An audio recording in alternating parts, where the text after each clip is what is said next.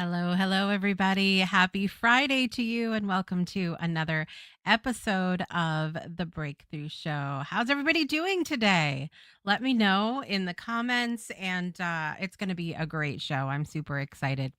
This season is called Beyond the Breakthrough because the truth is, the moment everything works on the outside doesn't always reflect what's happening actually on the inside.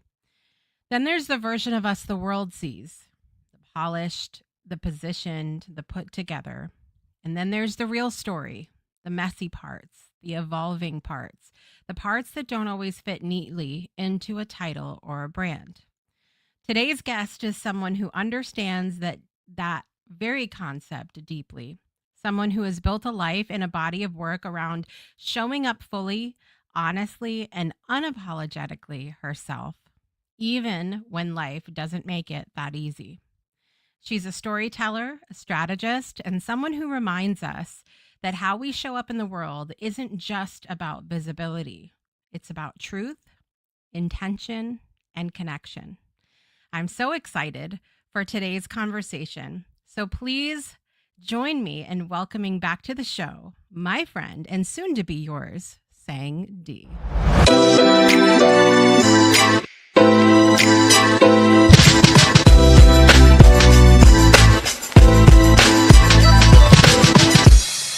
Sang is here, everybody. Welcome to the show. Yay, thank you. I'm so excited. Oh my God, I'm like all giggly. I feel like I just came into the candy store and was made just for me. I mean, it was. It was. We put lots of candy in here just for you today. But you and I hang out quite a bit behind the scenes, and it's a different vibe, like to just be hanging out. We've hung out with, face masks on, and the little iPads and all of those things, and then but this is different. We get to be proper and fancy.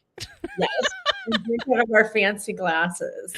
And we have coordinating outfits today. Can we talk about that for a moment? I was like, do I want to do this one? I literally was in the closet like 20, 30 minutes before, and I was like, which one do I want to wear? And I had like 5 different colors. And then finally this one was like, this is the one I'm not wearing today. It's a vibe. It is a vibe. I may have to write that into the terms for the show. You got to be matching. It's a vibe. You're right.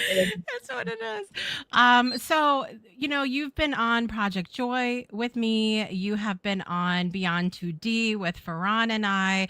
So people here at the Breakthrough Show Network are starting to familiarize themselves with Sang, but I'm very excited because this is the episode where we get to focus on Sang and talk about Sang.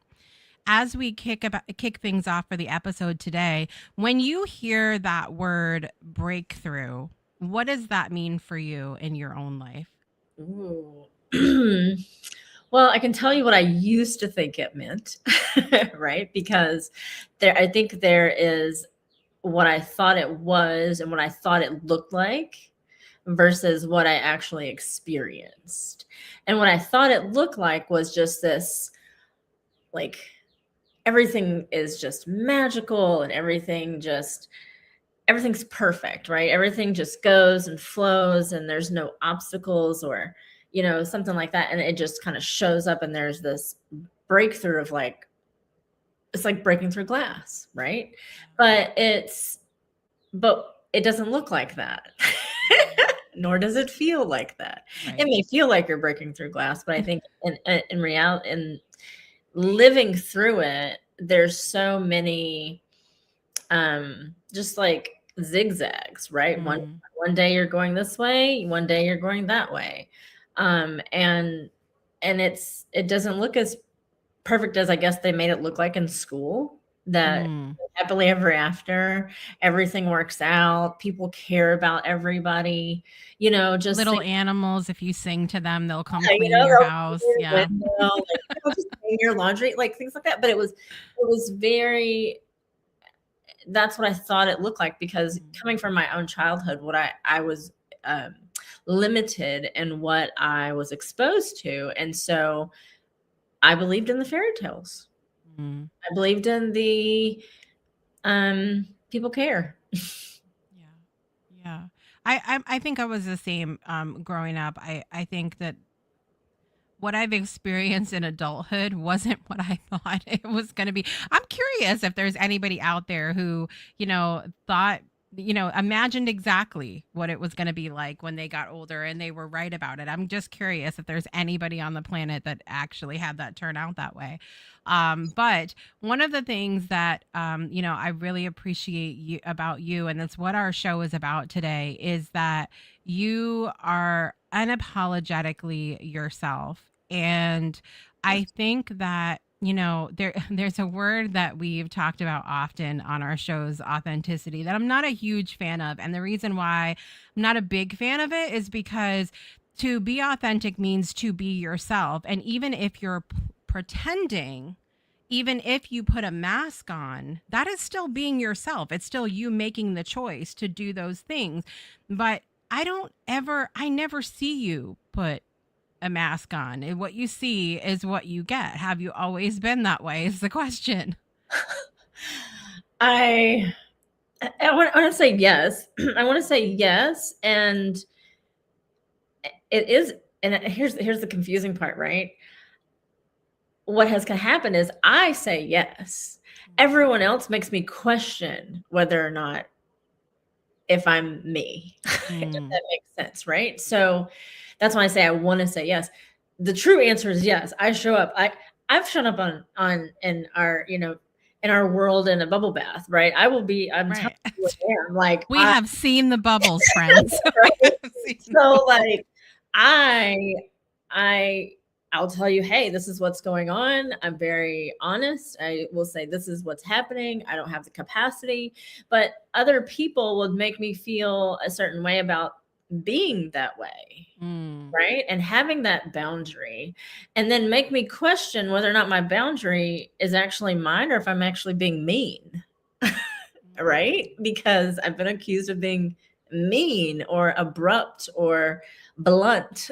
right. Right? And I, I know I think we may have mentioned it. I was watched How Do You Know? I think it's on Netflix right now Yes.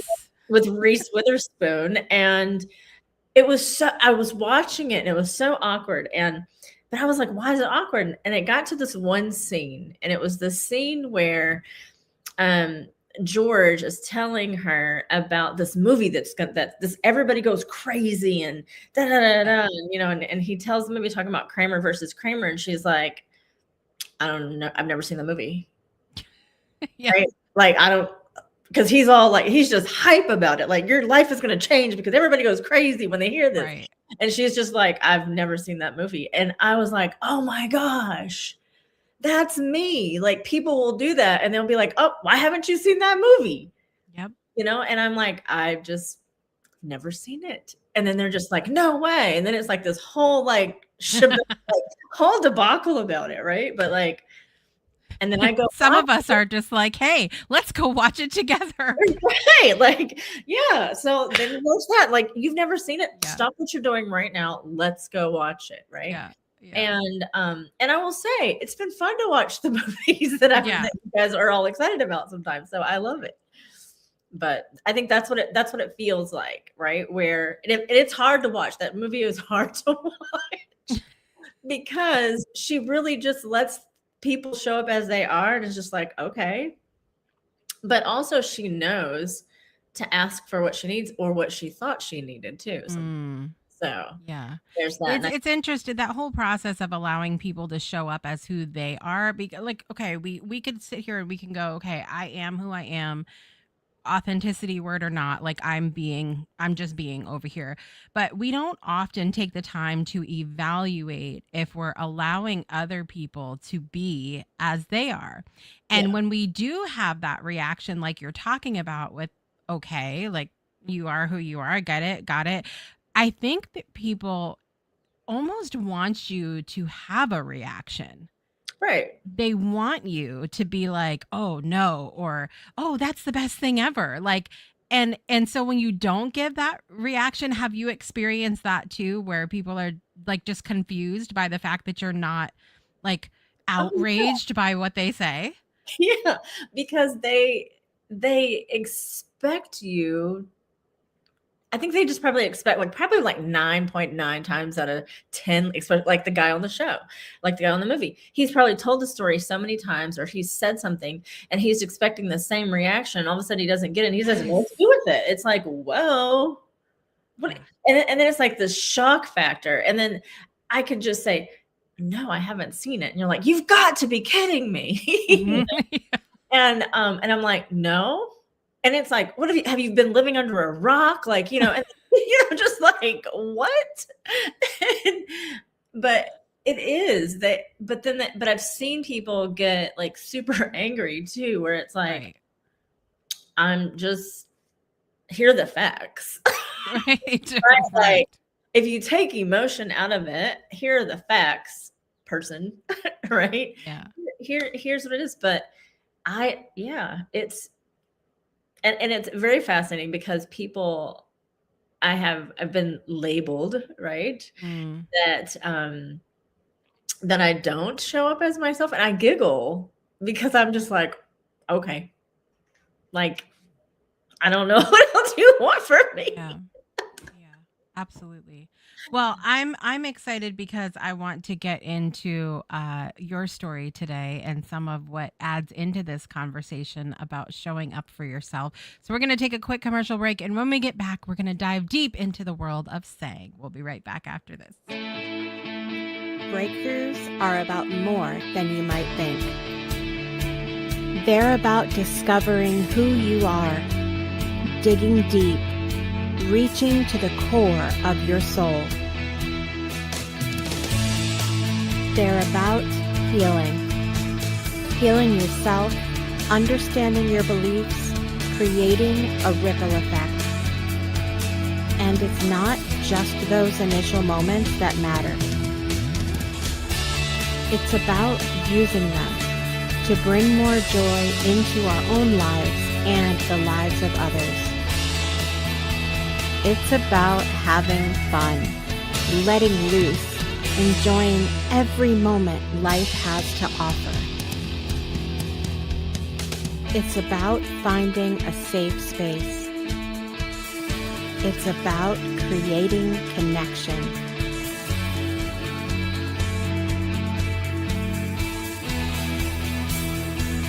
Join us each and every day for exclusive programming, special events, and a community to call home, where we invite you to explore, change the way you look at and live your life, and go beyond the breakthrough. So we ask you, are you ready? We'll see you online at thebreakthroughshow.com. Welcome back, everyone, to The Breakthrough Show. I'm your host, Jessica Dugas, and I am here today with your favorite, Sang Thi. Everybody. We're talking about how to show up as yourself even when life is hard. And I want to kind of go back because you were sharing with me when we were preparing for this episode about some of your childhood and what it looked like for you in your childhood to show up as yourself. Do you want to share some of that with everybody? Um, it wasn't a thing for me. Remember I don't remember being where I could show up and go, this is who I am. I had to be something for someone else all the time. I had to be this perfect straight A student. I had to be the one who was never late to class. I had to be the little girl who always had S's on her report card, right? Like I had to show up every day, all the time, and be on point. I don't recall. And I remember asking my parents at one point, can I be on the pep squad, right? I'm in Texas with pep squads, right? Yes. a little step down from the drill team, right? That's Saturday Night Life. Right, like Friday Night Lights, things like that. But Yeah. again, I wasn't allowed to even go to football games, right? I worked the concession stand because my mom worked the concession stand. So that was the only way I could attend a football game. Okay, so there's that. But being able to show up and be like, even for the pep squad, my parents were like, no, can't do that. I wanted to do it. I was like this thing. It's like I wanted to do it. I ended up playing basketball, which I grew to love, and I love it. It's like a zen zone for me, right? And I was only allowed to play one sport, so it was like I was given things and I excelled at things.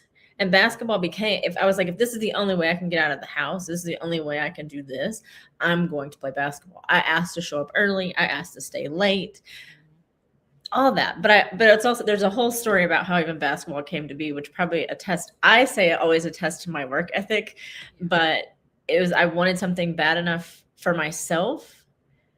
And it was the only thing that my parents would allow me to do. And so I just dominated in that and learned how to play basketball from sitting on the bench the whole year of 7th grade to turning into a starter in the 8th grade and a starter from 8th grade on, basically. Do you think it would have been like, let's say they did let you do the pep squad and say that was the one thing they let you do. Do you think you would have gone as hard for pep squad as you went for basketball? Like, was it just the work ethic, or is there really something about basketball? That's a great question, because it was the excitement of cheering and cheering for others. Like, yes. And it was the excitement for me to everyone to be excited to see the pep squad, and that the pep squad was responsible for getting people excited and being loving life, or loving whatever they're excited about, the football game, or the kids running out on the field, or things like that. Versus basketball, it was me against me. I never really competed to be the best amongst the team. I just wanted to be better than my last year's point average. Right. It was fun to be the first one doing suicides and dribbling the ball, but I wanted to be the best for myself. Right. So it was different. Yeah. Well, I was going to say, as you were talking about that, and I'm just processing this through in real time right now, but thinking that comparison game that we play, that certainly doesn't help us create an environment where we feel like we can show up fully as ourselves, right? And so I'm just, like I said, I'm just processing this out loud right now, but it's interesting to me how I think I had some of those same tendencies growing up. For me, it was all the music and drama programs. Any music program I could get my hands on, I was in it, because it helped me get away from everything else, and that was going to be what I excelled at. But if I had spent my time focusing on bettering myself from the last time, rather than why aren't I as good as them over there, maybe that contributes. Maybe that comparison game is what contributes to that. Mm-hmm. Yeah, I think so. And I will say, though, as I got older and had children, it became less about me against me, and it was me. How can I provide, still be me, and not worry about what other people are thinking when they really are?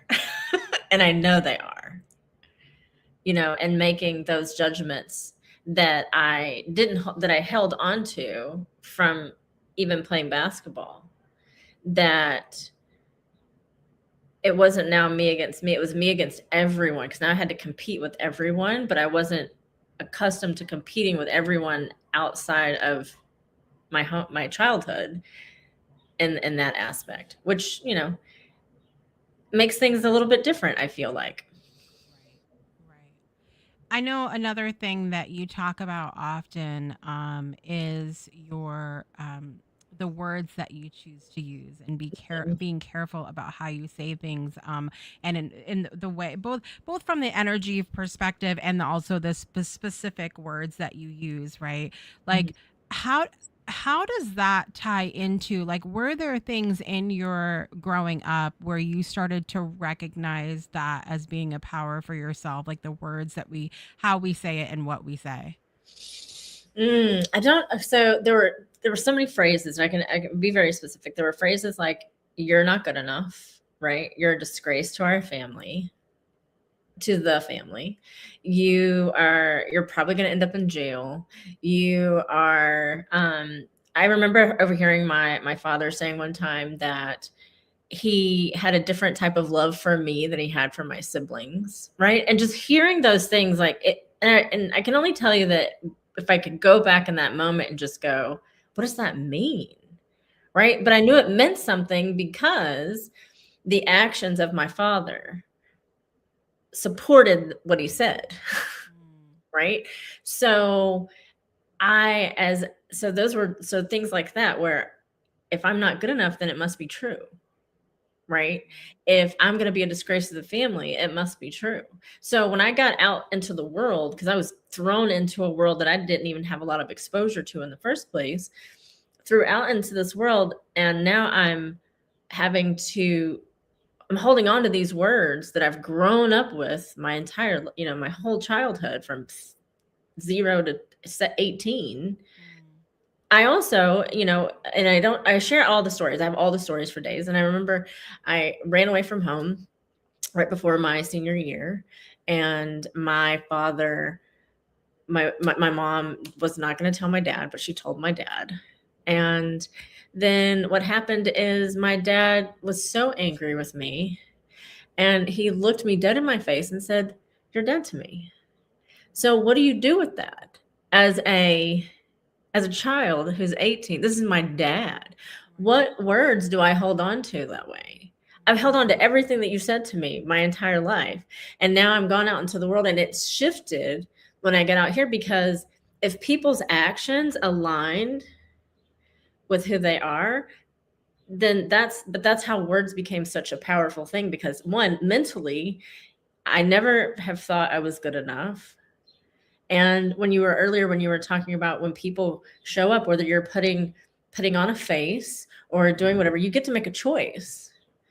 I do get to choose when and how I put on a face. I would do it for my children, right? I would do it when I showed up for them. It was who I am, but there's also this strong stamina I must hold because I'm a single mom raising two mixed children, you know, in a place that is already, you know, who knows for my kids. Yeah. And I just want, so it becomes those words hold on. And so I'm very mindful of the words that I choose. Yeah. I even talking to my children, sharing with them as they were growing up. And that shifted too. My parenting shifted as they remember, we talk about it. Mm. My parenting shifted from some tendencies that I brought from my childhood into Absolutely. my parenting, that I shifted. And one of them was conversation. And I'm blessed that my kids love me they're 25 and 28, and they will come talk to me, and I love it. Like it's like the greatest feeling in the world for me Yeah. to know that, because I don't have that myself. Right. Right. Exactly. And I can see how the words that people say to you, um sometimes it's the words they say, sometimes it's how they say it, sometimes it's that awareness that we have, like you say, that, oh, they're saying this but their actions are also matching it. It's Mhm. all of those things both separately and combined that I think plays into whether we feel, um we can show up we can share certain parts of ourselves with the world, because do we feel safe enough to do it? Do we feel like are we given the space to Mhm. share? As you were there any instances of you growing up where you felt it was safe enough for you to be 100% who you are? Mm. On the basketball court. Mm. Like, that's where it became. Like, it's the only place I could go and just work hard. I was working hard. Nobody was yelling at me. Nobody was telling me I was horrible. If I messed up, I knew I messed up, right? I knew it. If I got in trouble at school, it was because my grades weren't good enough. And it's not because I didn't study or I didn't do this or I didn't do that, because I did. And so I think being on the basketball court was much different because I didn't get yelled at. If I got pulled out of the game, is because I did something wrong. Right. Right. Or I had to get out because someone else had to go in because their positioning was different than mine. It was never about competing for me on the basketball thing. Like, even today I go, how do people talk nasty to each other on the basketball court? I can't do it, because I'm just like, even to this day when I play, I don't talk nasty, and I can hear them like, oh, I got you, and then I'm just like, I'll just make the bucket and keep it moving. You know what's interesting though is that I feel like with some of the things that we participated in as children, so sports being one of them, Mhm. even in the realm of the artsy things I was doing, also had this what I'm about to say here, which is that there were clear boundaries. There were clear cause and effect of what would happen within those programs. If you did not practice, if you couldn't hit certain notes, you didn't get certain solos. If you were not, practicing, your drills and stuff in basketball, and if you were not able to do well enough, you didn't get to start. I'm assuming, like, there's Right. all of these. There's like these are the things that happen, but then this is the effect. So I feel like in those situations, those boundaries that were created for us Mhm. allowed us to be able to become our best selves as Right. well. Absolutely. And I wish that I loved art class, right? I loved so much about the arts, Mm, but it wasn't what my parents would allow. It was very strange. Like, I remember my favorite teacher, Mrs. Short. I loved I don't know. I would love to make a macrame thing. I don't even know. I remember how peaceful it was just to sit there and weave like whatever. And it came out and it was like, oh my gosh, I made this, right? mm. And just things like that. And then, except in college, though, I did my best. And that was the other thing. I did my best in art class, but I got a D. That And stupid chalk. I don't know. The black chalk thing got me. You want me to draw this thing that's sitting up here? Well, this is what it looks like. And it's like a stick figure, I promise. So, so that art wasn't for me. Drawing was not for me. I just love to observe it now. yeah, yeah. So, So we've kind of acknowledged that there's these spaces that were created for us growing up, be that a certain kind of space at home and then a certain kind of space when we got out into, school programs and things like that. As you got older and became a mom and started working and doing all of the adulting things that we have to do, um a- obviously life doesn't, I mean, we still have things thrown at us all the time. How mhm, do you sort of evaluate your ability to be able to show up fully yourself when kind of life is lifing, when all of the things are going on and it's easier to just go, everything is fine, you know, mhm, than to just emote or to let people see that, okay, maybe I'm not fine all the time, and to show yourself fully. mhm, How do you sort of evaluate that for yourself now? Do you feel like it's mhm. easier for you? When did that decision come in that you had to make at some point to go, I'm just going to be regardless of what's going on? Very good questions. I feel like it's like 5 questions in one. It was. And, It was and a lot of I'm questions. gonna do my best to answer. So I'm going to start at the beginning and go, okay, what I can tell you what I did as growing up, basically, I was growing up with my children, and raising them. It was, you just got to show up, right? Mm, It was, if I had breakdown moments, they were every 6 weeks or something in a closet for like a day, and that was it, right? And we got up and we kept it moving. And my kids never saw my emotions. Nobody saw emotions. I was on, mm, right? I was on. And I did my best to stay on all the time, right? And I would say, like, there's my son's senior year, I want to say, so like 2016, like 10 years ago, I went to this mastermind and I was like, let me go and just be open to whatever it is. And because my kids were about to leave, right? My daughter was a freshman. I was like, what am I going to do with my life? Right? Like, I'm not married. I didn't have a partner. My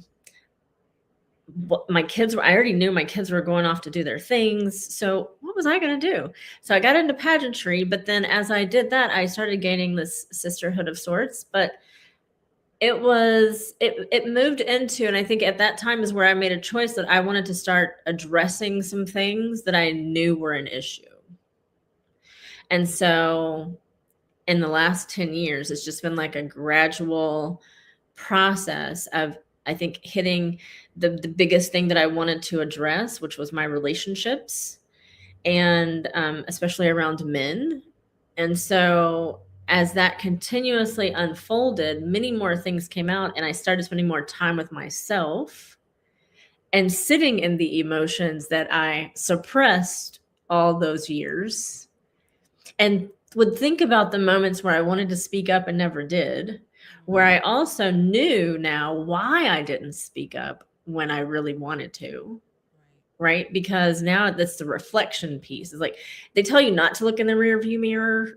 Probably not. Why? I mean, don't we have to look in the rear view mirror when we're driving? We do. And make sure that you're safe going forward. I mean, it's a great analogy. Like, don't we have to look in the rear view mirror? Yes. You know, because I feel like that's why we have two side mirrors too that also look behind us. Yes. There are 3 mirrors in the car, everybody. Right. And they appear closer than they are. Right.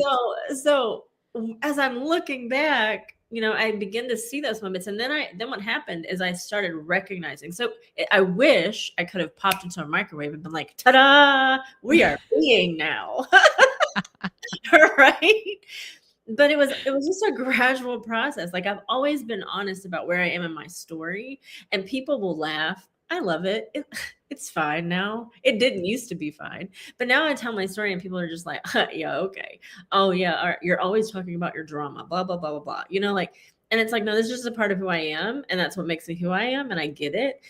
And I think then as you were talking about, then I think wrapping that part up is when I am in groups or you start to learn, I've learned about myself so much that paying attention to other people at the same time and how I react or how I feel about something now, I'm able to recognize where I need to strengthen either a conversation or I can step away because it's my emotion that I'm having, where I would have had it before, but I would push it down so far into the rabbit hole that, you know, now I've done the rear view mirror and all the things to go, this is where I have a moment and I've had it before. This is my opportunity to say something. And it could be, even if it's, and that's the thing, it doesn't have to, and this is what I talked about at the very beginning. Sometimes your breakthrough doesn't happen like you think it does, because you want to be like, and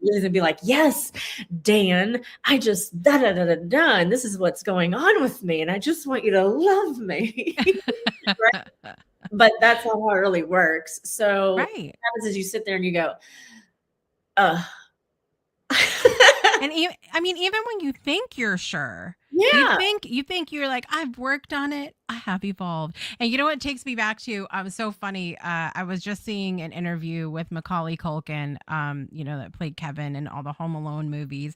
And there's a scene in the first Home Alone where he proclaims, he's like, I'm not afraid anymore. And he walks out of the house and he's like in the dark. It's pitch black outside. He walks out of the house and he's like, I'm not afraid anymore. Then as soon as he sees this guy walks up that looks mildly scary to him, he's like, and he like runs back into the house, right?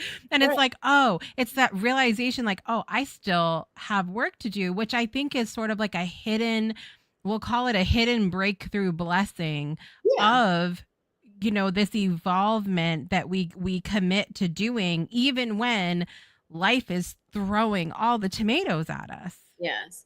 I think in one of my biggest moments is sitting through a moment where I'm speaking what is truth for me, right? And I'm rubbing my stomach the whole time because I can feel it in my body, just being so anxious, as I know, because this is when I'm like, I know I've been working to get here. Mm. And my body knows that now. And so I'm sitting there and I remember rubbing my stomach and rubbing my stomach. And then I would even go, hold on, I just need, like, you're talking a little too loudly. I need you to calm down for a second. Not things I would have said way back then because I'd have Right. been scared out of my mind, Yeah. right? Because as a child, one, I wasn't allowed to speak. If I even asked a question, I was probably either getting smacked or something else, just all those things. But it was just not a thing. So I wasn't allowed to ask questions. I wasn't allowed to explore. I wasn't allowed to be adventurous or ask questions beyond what is. Mm. And so as I got older, and then even in asking, and even in this aspect, it's asking. And today you've asked me some questions that I've never even answered before. Mm. And I'm like, wow, I never really thought of it that way. And so if we look at each moment that we even sit there and go, wow, I answered that so cleanly, like I didn't stutter, like, just I'm just being me. It's a breakthrough in itself. I say all the Right. time, this show, and I mean, I have my own moments, like especially when, like you were saying something earlier, and it just like I'm processing now in Yeah. my head, and it's magical what, I think having conversations like this, but also it's more than just having the conversations and creating the space. We have to make some sort of conscious commitment to going, okay, I'm not just going to hear that there's a breakthrough possible for me. I'm going to make it happen after Right. that. I'm going to like do the work to apply Mhm. those things. And I think that's something that I've even witnessed in the short time that I've known you, in comparison to everything else, that I've just seen you, like you don't just hear something and then, oh, that was wow, fired me up. It was like, no, you apply it. Like I watch you applying them in real time. And to me, that's how we get to continue to show up as our best in the moment and authentic self, like is to just make that commitment like I've seen you do, and you apply the things instead of just going, oh, that was nice. Right. Right. And it is hard. And I will say and I say it's easier for me sometimes, right? Depending on what it is, because there are times when I'm just up in arms. Yeah.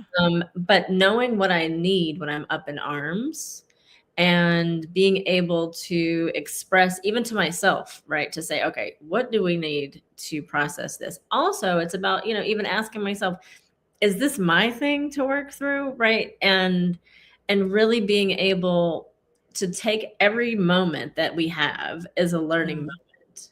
Right. yeah. Coming on, I mean, I always think the universe is not messing around, clearly, because we are matching. We're matching. I don't have my red glasses on today, but imagine had I had She those. has red glasses too, you guys, by the way. So it would have been even like And one listen, step further. I am so angry because I stepped on them the other day. And again, I've broken 2 pair of red glasses now. So there's that. But just, I think there's so much to learn in a conversation, but we talk too much. Like, if we would literally just sit and be the fly on the wall to just watch and observe and take in who we are at the same time, to go, if something's if, like, say you're in a community group or something, I don't know, because we have a lot of different pockets that everybody plays in. Mm-hmm. And if you're sitting in a boardroom or you're sitting in a meeting, you're like, what? And you just want to gripe and complain about it and go, what is it for me? What is it for me that do I not want to be here? Like, start doing that self-inquiry to find out what your problem is. Right. And it's not even your problem. It's more so of just the awareness of, why am I doing something that I don't want to do? How did I get to this choice?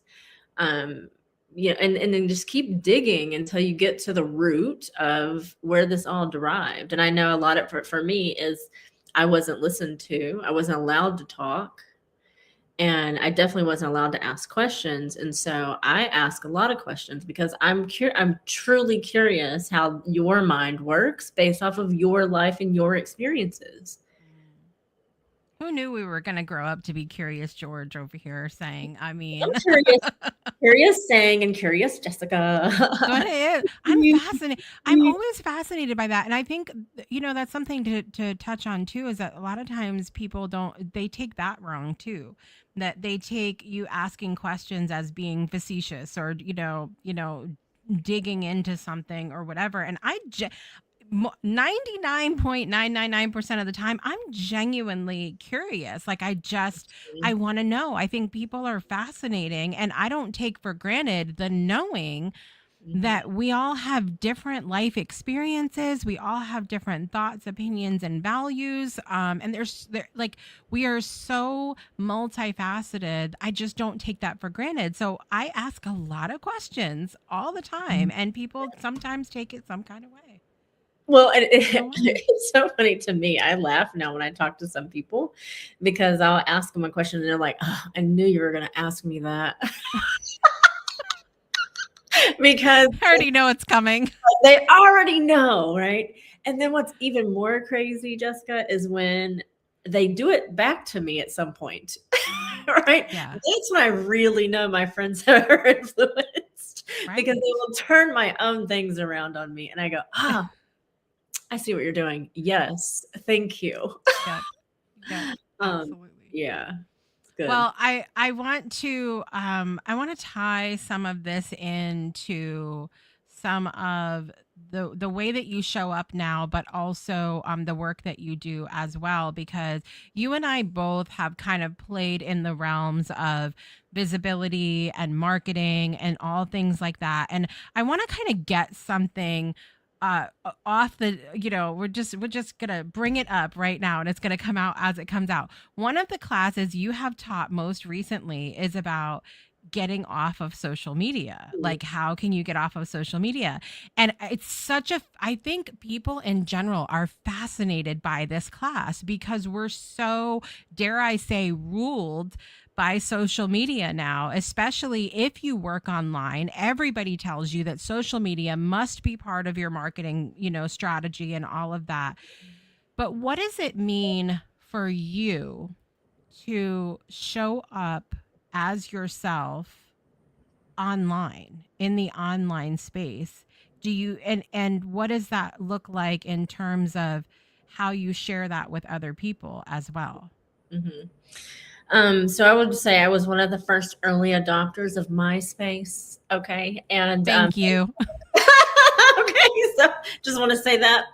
But I joined, I remember the reason why I joined Facebook, right? I'm going to say social media for specifics. And I used to teach classes. I used to teach how to be on those socials, how to do this, how to do that. And the reason why I did that is because I wanted to know what my kids had access to. That's why I was Mm, taking those classes at the time, because the internet was not around when I was in school. I am that cute and pretty. But we, the evolution of that, it started becoming something much different. And when I recognized that is when I had a compliment from somebody who had met in person, who had only known online, and she recognized me, and she said to me, "You're the same person online that you are in person." mm, And I knew this lady from not anything, right? And from that moment, I started paying attention to how people showed up online, and then, oops, how they showed up online and how they showed up in real life. mm. Because now, if we go back to the history of what I talked about, when your actions align with who you are, I will believe you. Right. And so it became that for me. So I started recognizing the cognitive dissonance happening all around me. Mm. And then I was on social media for a while because I was in pageants and did that. And then once I was done in 2021, I was like, Facebook and we're done. I'm out of here. My son got a brand new car. My son got a car playing with me on Twitter, so it has its good and bad attributes, whatever it is. I say you find out what works for you. There's also a class that I took where we started thinking about what that was like to be on social media. And as I watched technology continuously grow and social media continuously grow, we, today, 2026, April, in April, it is an average person spends about 8 hours. Is it 8 hours? I can't think. My math is going to be a little wonky right now. It's 2.5 hours a day, right? Yeah. It's about 16, 17 hours a week, right? Pretty sure. And that comes out to about 38 days in the year, right?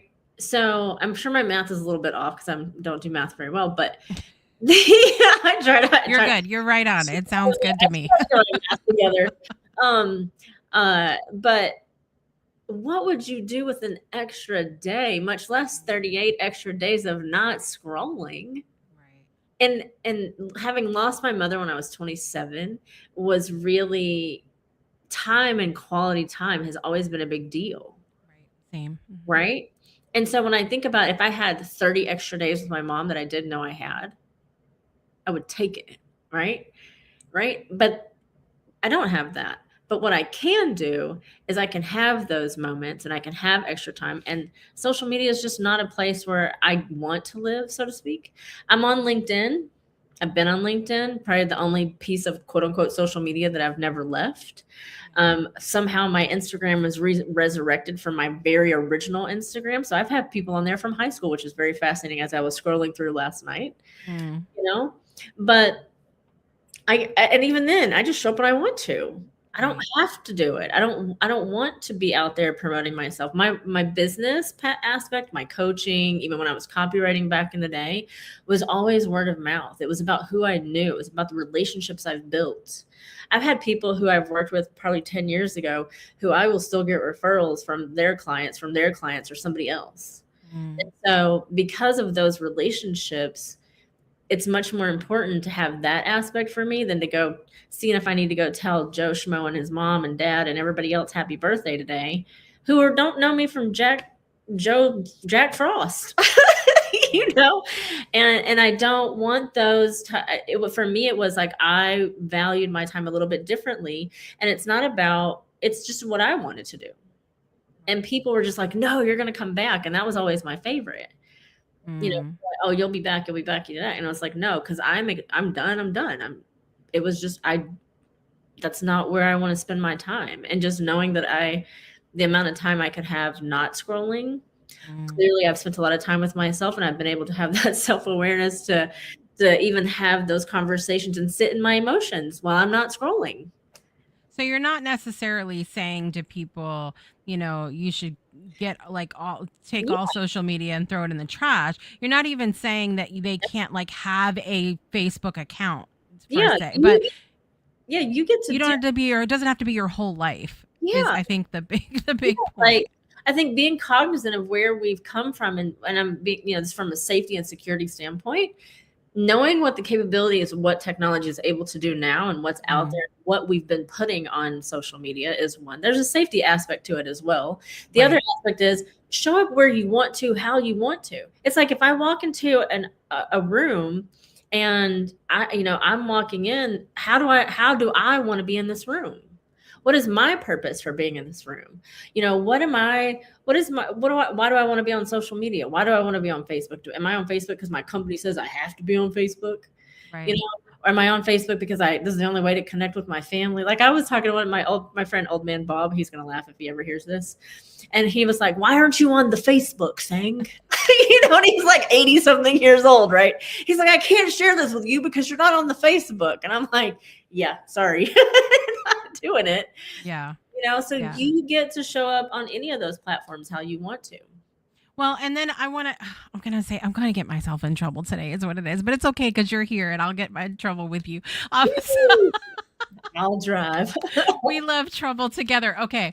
So there's a lot of people, I think, that feel a lot of pressure to be on all of the platforms as part of their marketing strategy. But what keeps coming up for me, and this is the same, I know you've heard this before, the Breakthrough Show initially was just on Facebook, and then we expanded to having a website, to being on YouTube, and having a little more reach that way. Where I think we live streamed to LinkedIn as well, but we were also on podcast, and I don't listen to audio podcasts. I have a really hard time with them, and I'm not saying that I have to put my stuff out there in only the ways that I do things. However, I found it really inauthentic for myself.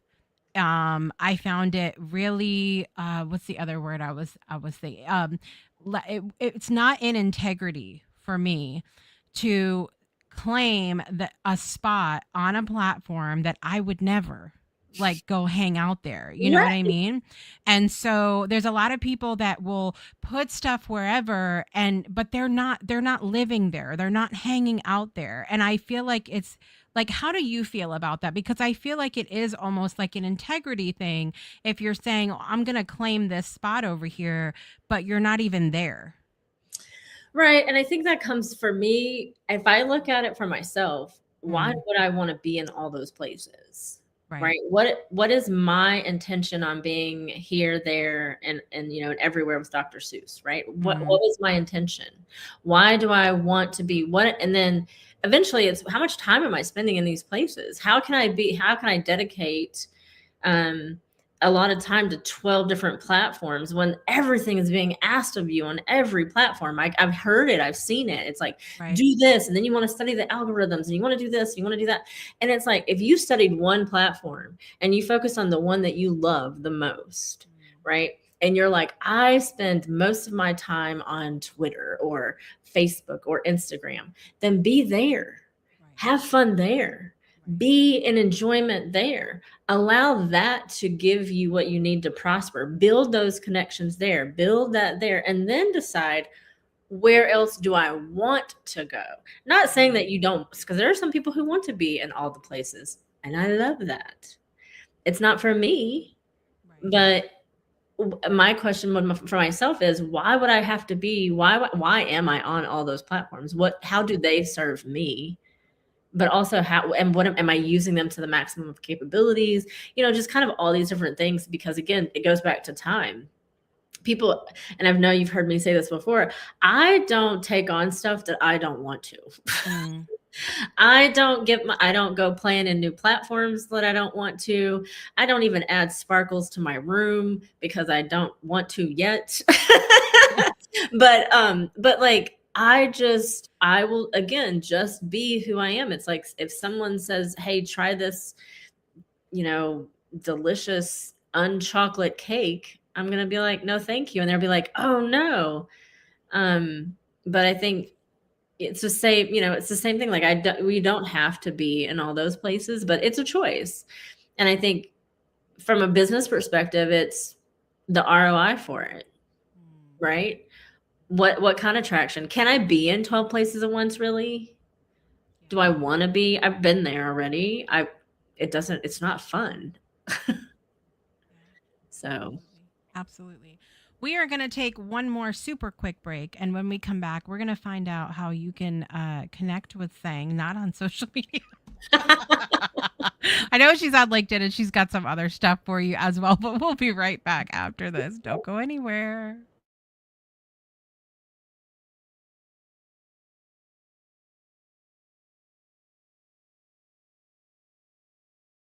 Caldwell Williams, on April 4th, I was 90 years old, grandson of slaves. My parents were first generation free.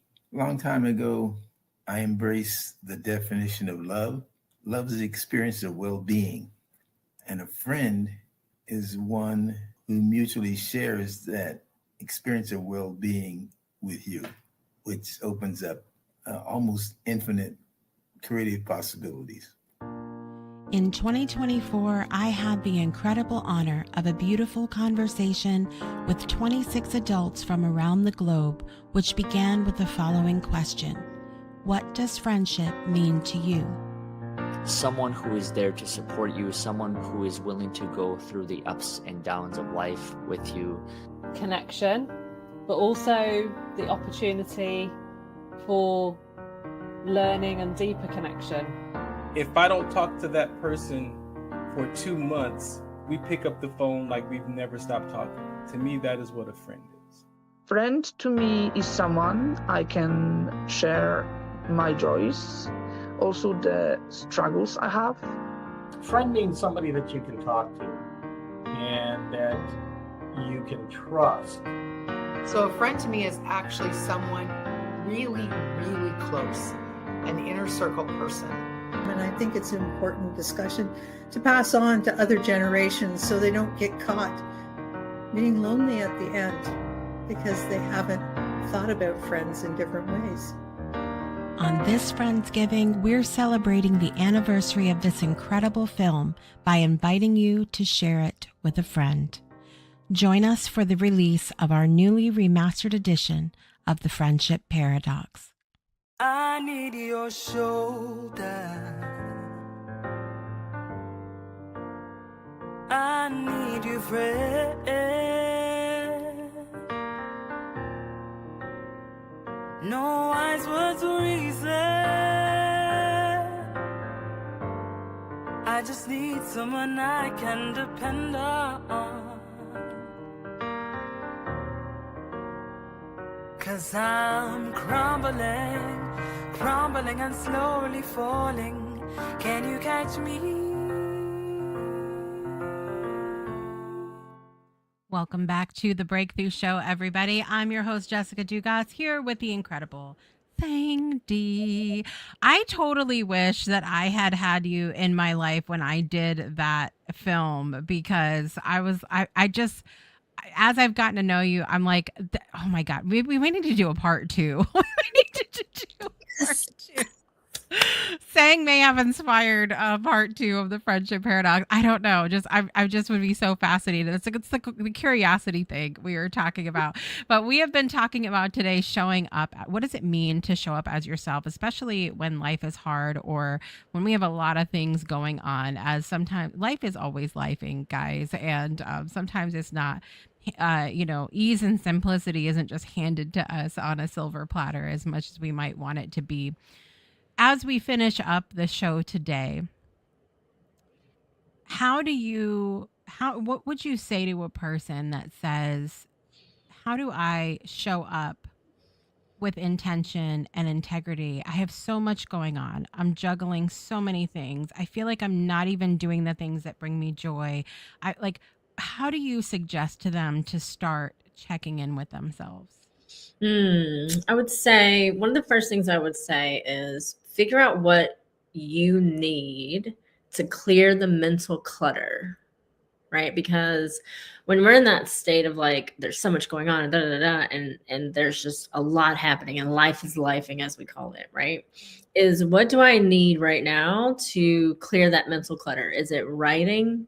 Is it skating? Is it a walk in the woods? Is it going to shoot some hoops? Is it talking to a friend and them not saying a thing about what you're saying, right? Is it just sitting by the pool? Like, what is it that you need to start clearing out that clutter to go, what is this? I know I've called one of my friends one time and she's like, have you done a brain dump yet? Right? And this is when your friends know you, right? And they're like, we know what you need. Did you do that?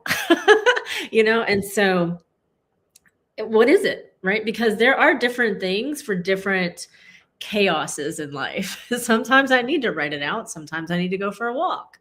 And I think knowing what it is that you need, excuse me, to clear that mental clutter is going to be the first step to then go, okay, now that I've cleared the mental clutter, what's next, right? What do I want to start with?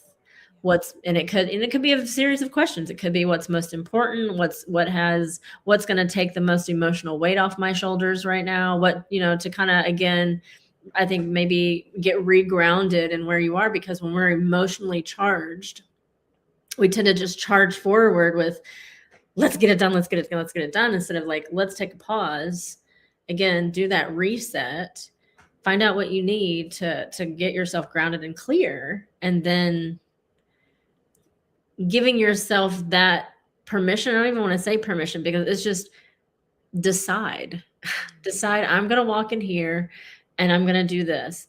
And if it doesn't work out this way, then this will happen. Like some variables in life, but you're always kind of prepared because you're just kind of grounded in that space. And it's very hard to get there all the time. And I'm not saying I'm there all the time, but it's one of those things. So you get to decide how you want to show up, but also you got to have that awareness of self to know how to get regrounded. Right.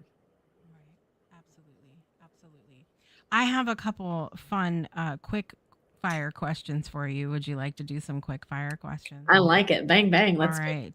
And while we're doing the quick fire questions, make sure you guys save Sang's link, which I have scrolling on the screen there. It's linktree/Sangtastic. Sangtastic. All right. Quick fire question number 1. What's something people assume about you that isn't actually true? That I live this really fascinating nightlife. You're not at the club? You're not at the club with Joe? No. But it is hilarious the amounts of things that people think I do and I don't. Okay. Quick fire question number 2. Which part of you will you or your life do you absolutely refuse to share about on social media?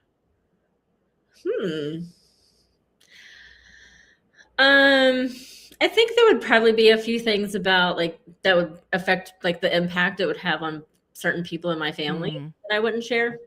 But other than that, if it's about me specifically or something that or like, for example, there's something I've talked to my daughter about, and I would never talked about it until I talked to her about it, because I wanted that story to come from me, not from some third party or someone else's misunderstanding or how they decided to tell the story from their perspective.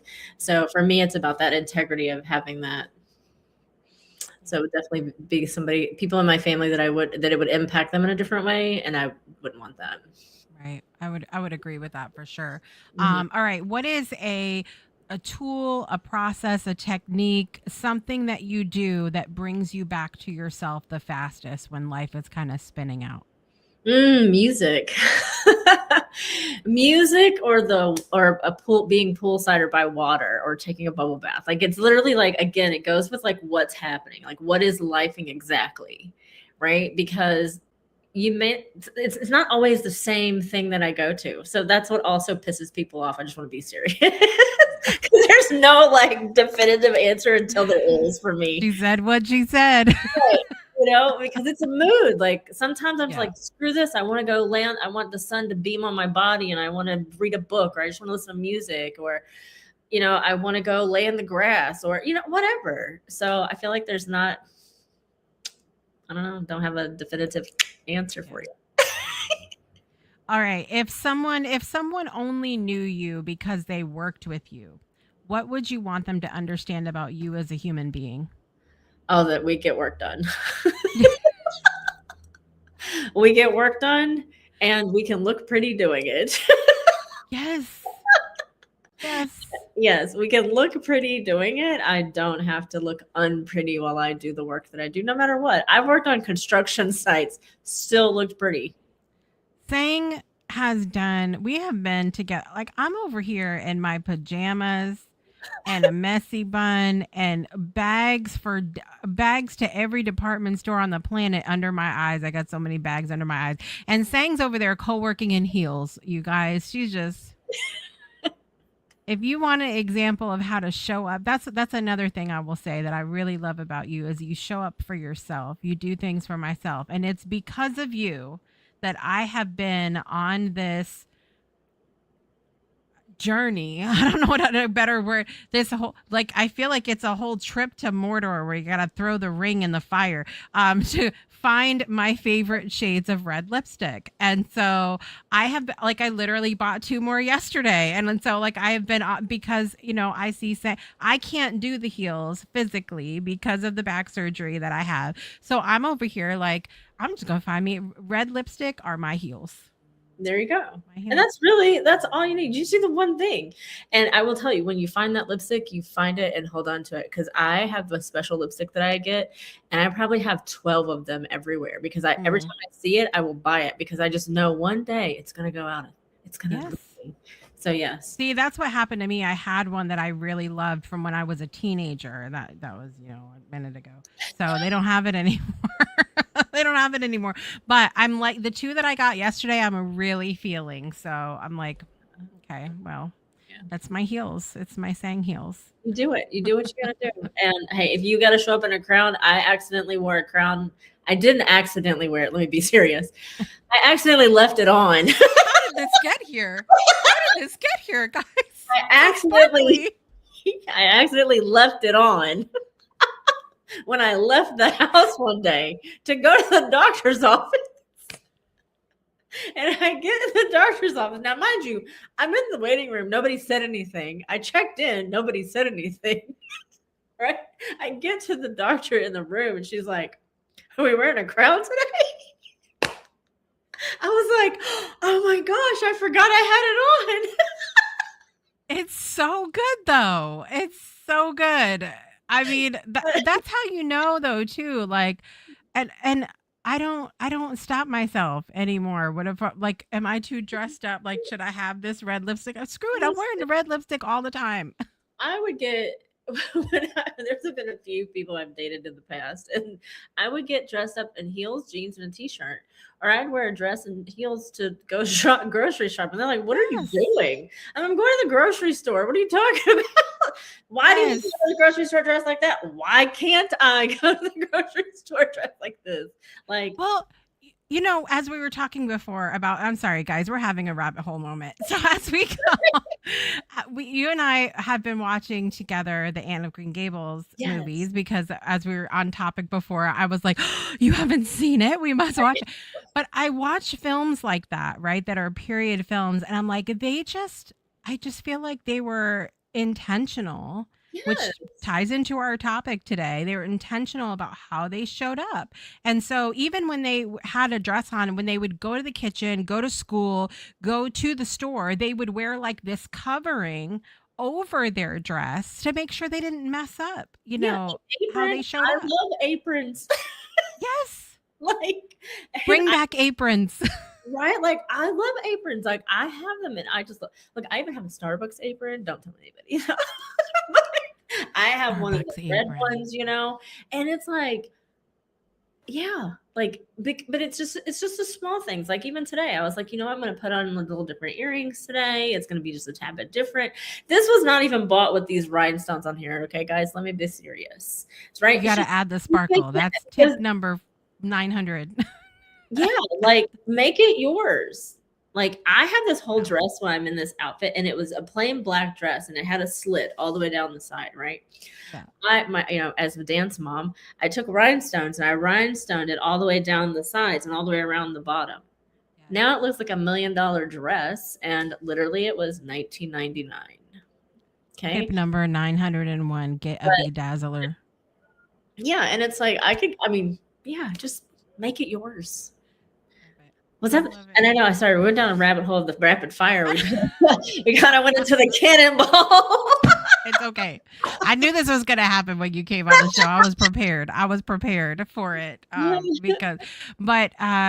it's been a great conversation about showing up as yourself, even when things around you are uncertain, when life feels heavy. And I think both of us would likely remind everybody that they're enough as they are.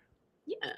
And I think it's hard. It's hard to understand that for ourselves. Trust me, I'm still working through things. So it's not like there's not that arrival moment that I thought about a long time ago. Like, I get to a point in my life and then everything is just smooth sailing, as they say. I think that things can be smooth sailing because it's how you choose to respond to everything that happens as you're driving down the journey of life. So you get to decide how smooth sailing it is. I mean, yeah, there are whammies that hit us, I think. And it's looking at it and going, and you're one of the greatest people I've seen. Everybody could be chaotic all around you, and you're like the calmest little wave in the ocean. Just I'm in a boat. In my mind, I'm always in a boat. I'm just chilling. I got some Jimmy Buffett playing in the background, just relaxing. What it is. I'm going to give you the stage, Sang, and give you a moment to give everybody some final words that you would like to share about showing up as yourself, even when life is hard. Well, if anybody knows, and I'm not going to say everybody knows that life is hard. Everybody knows that life can be hard.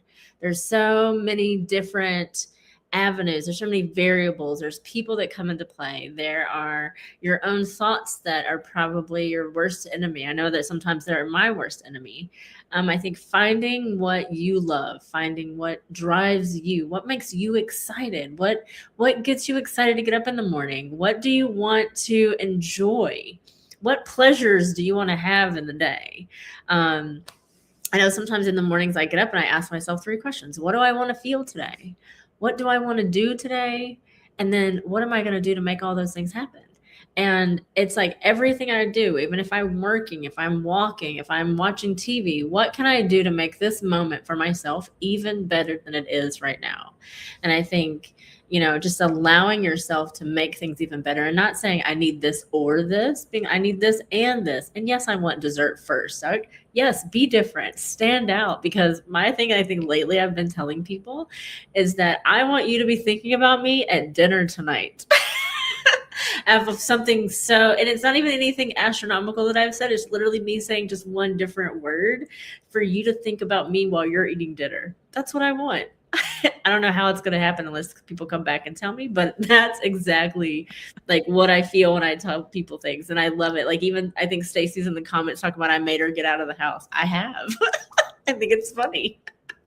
And I think it's great because she expanded me, and she doesn't realize how she expanded me. At the same time, I get expanded. I get to expand her. And I think that's the other part that we forget. Absolutely. Absolutely. Well, I'm glad we finally got to do the Sang show. Because you're so good at was saying the other day how lucky I feel, and I'm gonna try not to get all misty over here, that you show up the way that you do for people. You are a very validating person, and I'm a person that, I'm kind of like, a lot of people know I'm a stickler for a time, but I'm very I'm trying to find the right word here that I can't seem to find in this moment. I'm very grateful for time. I don't take time for granted, and we're not always gifted time. And you make use of every moment that you have to tell somebody how you feel, to tell them, what they mean to you or what they're doing that's good. And I think you and I are similar in that way, and that's from a space sometimes of not being told those words. And so we know it's important to tell them to other people. So I just thank you for showing up as yourself, because I feel I've gotten a benefit from it, and that makes me happy. So I'll be selfish in this moment and say thank you for being you. Well, you are so welcome. And I just look at it as I now get to be like the pep squad of my own. Pep squad of one, where I get to do what I love and cheer people on. And like, I want to see you win, because when you win, I win. And that's just what it is for me. All we do is win, win, win, no matter what. There it is. If you didn't have the song in your head before, it's in your head now. You're welcome. You're welcome. Make sure you guys check out Sang's link in the comments. And thank you again, Sang, truly, for being here. There is something really powerful about being in conversation with someone who doesn't just talk about showing up as themselves, but actually lives it in real time, in real life, with all the layers that come with it. This season has been about going beyond the version of ourselves that people recognize and into the parts that are still evolving, still learning, and still becoming.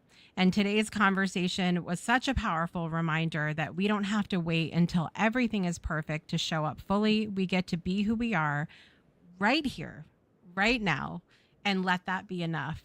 Thank you again, Sang, for sharing your perspective, your honesty, and your presence with us. I want to tell you guys that we'll be back in a couple weeks on May the 1st with Claudio Perrone. And a lot of you guys have met him on the Ripley Show or through the Ripley platform and other spaces, but we're going to really dive into his story. So you're going to definitely learn lots of new things when Claudio is on the show. Is he actually Dr. Evil sitting there petting his cat? We're going to find out. We're going to find out for sure. To everyone watching, if something in this conversation resonated with you, let it be an invitation to show up a little more as yourself, even if it's not polished, even if it's not perfect. I'm your host, Jessica Dugas, and we'll see you again next time on The Breakthrough Show. Bye, everybody.